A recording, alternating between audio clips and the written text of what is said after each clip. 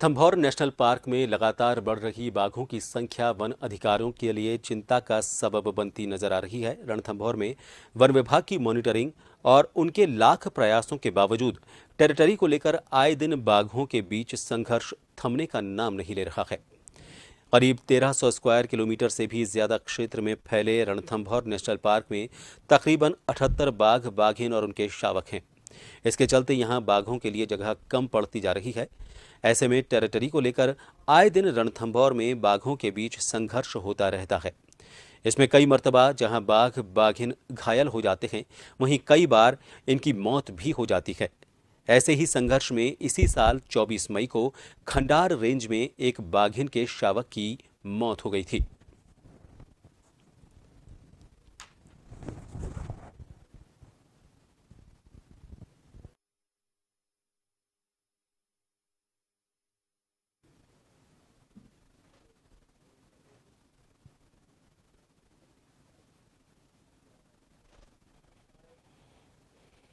ऐसा कोई फॉर्मूला नहीं है कि साहब एक टाइगर के लिए कितनी जगह होनी चाहिए। ऐसा कोई फॉर्मूला नहीं, कई फैक्टर्स पे डिपेंड करता है। हैबिटेट कैसा है, प्रे डेंसिटी कैसी है, डिस्टर्बेंस कैसा है, ऐसे तो बहुत सी फैक्टर्स पे डिपेंड करता है। तो अभी पर ये डेफिनेटली है कि भाई जो इसमें कोर एरिया वाली जो है डेंसिटी हायर साइड है। तो सर क्या मान के चले कि एक क्षेत्रफल की वजह से भी टाइगर में आपस में टोटल फाइट ज़्यादा होती है? हाँ, जब एरिया श्रिंक होता है, जब डेंसिटी बढ़ती है तो टाइटल फाइटिंग की बढ़ेगी ही बढ़ना है। और इस खबर को लेकर बात करेंगे सवाई माधोपुर से हमारे वरिष्ठ सहयोगी बजरंग इस वक्त फोन लाइन पर जुड़े हैं। बजरंग, सवाई माधोपुर रेंज में रणथंभौर जो इलाका है वहाँ पर अक्सर ये देखा जा रहा है कि जो टेरिटरी है उसको लेकर संघर्ष सामने आता है। अभी 2-3 दिन पहले भी इस तरह की एक घटना सामने आ चुकी है। इसको लेकर कोई तय मापदंड भी नहीं है, जैसा कि वन अधिकारी बता रहे हैं कि कितनी टेरिटरी एक बाघ को चाहिए, लेकिन इसका कोई ना कोई इलाज तो ढूंढना ही होगा, क्योंकि इसके खतरे सिर्फ बाघों पर नहीं हैं। वो अपनी टेरिटरी बढ़ाने को लेकर जंगल से बाहर, कोर एरिया से बाहर निकलेंगे तो जो रिहायशी इलाके हैं वहाँ पर भी लोगों को इससे खतरा पैदा हो सकता है। तो फिलहाल क्या कोई इसके लिए इंतजाम करने की कोशिश की जा रही है वन विभाग की तरफ से, चाहे उसे हम बाघों की शिफ्टिंग के तौर पर देखें या फिर इनके इलाके को चिन्हित करने को लेकर देखें कि कैसे इन्हें नियंत्रित किया जा सके? जी बिल्कुल, रणथंभौर में लगातार जिस तरीके से बाघों की संख्या में वृद्धि हो रही है, जानकारी के अनुसार रणथंभौर में अगर की बात की जाए तो करीब 78 बाघ, बाघिन और शावक है। तो जिस तरीके से बाघों की संख्या लगातार बढ़ रही है, उस हिसाब से रणथंभौर में बाघों के लिए जो जगह है वो कम पड़ने लगी है। और जगह कम पड़ने की वजह से आए दिन इस तरह की घटनाएं सामने आती है कि टेरिटरी को लेकर बाघों के बीच में आपस में संघर्ष होता है। आपसी संघर्ष में कई मर्तबा जो बाघ है वो घायल भी हो जाते हैं और कई बाघों की मौत भी हो जाती है।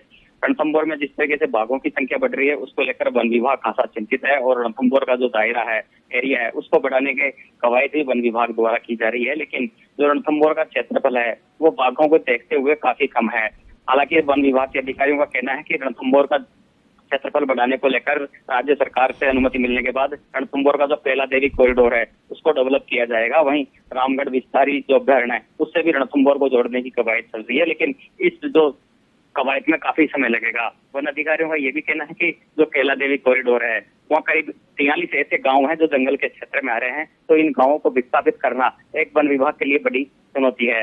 लेकिन जिस तरीके से लगातार बाघों के बीच में संघर्ष हो रहा है और बाघ आपसी संघर्ष के चलते घायल भी हो रहे हैं, कई बाघों की मौत भी हो जाती है और कई बार जो कमजोर बाघ है वो रणथंभौर के दायरे से निकल कर आबादी क्षेत्र में आ जाते हैं, तो कहीं न कहीं वन विभाग के लिए एक बड़ा चिंता का विषय है। जी बिल्कुल, लेकिन इसमें दो तरह की समस्याएं और हैं। एक तो जैसा आपने बताया कि जो रिहायशी इलाके हैं आसपास के, उनको खतरा है और अगर वहां पर कुछ डेवलपमेंट किया जाता है तो उस जंगल के क्षेत्र में जो गांव आ रहे हैं उनको विस्थापित करना, लेकिन ये सिर्फ एक खतरा है। दूसरा खतरा ये भी है कि ये बाघों के लिए ही खतरनाक नहीं है, इस इलाके में जो दूसरे जानवर हैं, जो एक खाद्य श्रृंखला बनती है, चाहे हम हिरणों की बात करें या दूसरे जानवरों की, वहां पर अगर बाघ बढ़ेंगे तो उनके लिए भोजन की ज़रूरत बढ़ेगी इलाके के साथ ही, और भोजन की ज़रूरत जब बढ़ेगी तो इस खाद्य श्रृंखला में जो दूसरे जानवर आते हैं इस बाघ से नीचे, उनकी संख्या पर भी इसका बड़ा असर पड़ेगा।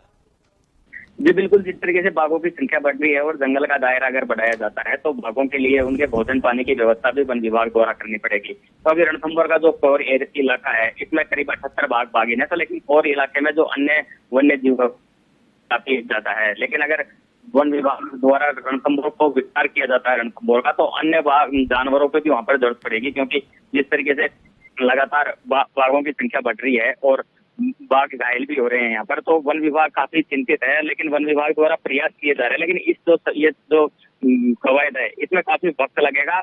इसके चलते वन विभाग बृहद स्तर पर इसको लेकर के तैयारी कर रहा है। वन विभाग के अधिकारियों का कहना है कि जो अन्य क्षेत्र डेवलप किया जाएगा वहां पर रणथंभौर से जो अन्य जंगली जानवर है उनको भी वहां पर शिफ्ट किया जाना पड़ेगा। हालांकि वन विभाग के द्वारा जो रणथंभौर के बाघ है उनको करीब आधा दर्जन बाघों को चिन्हित किया हुआ है, इनको अन्यत्र शिफ्ट करने की वन विभाग की योजना भी है। जी शुक्रिया बजरंग तमाम जानकारी के लिए। तो इसका निदान निकालने की लगातार कोशिश वन अधिकारियों की तरफ से की जा रही है, कैसे इनका इलाका बढ़ाया जाए ताकि तरी को लेकर इनका संघर्ष ना हो। आसपास के जो दूसरे वन क्षेत्र हैं उनको इसमें शामिल करने की प्लानिंग की जा रही है, और इसके अलावा और भी कई इंतजामात सरकार को करने होंगे, वन अधिकारियों को करने होंगे, ताकि ये संघर्ष बाघों के लिए घातक साबित ना हो और इनकी टेरिटरी को लेकर जो इनका संघर्ष है वो इस इलाके से बाहर निकलकर रिहायशी इलाकों की तरफ भी ना बढ़े।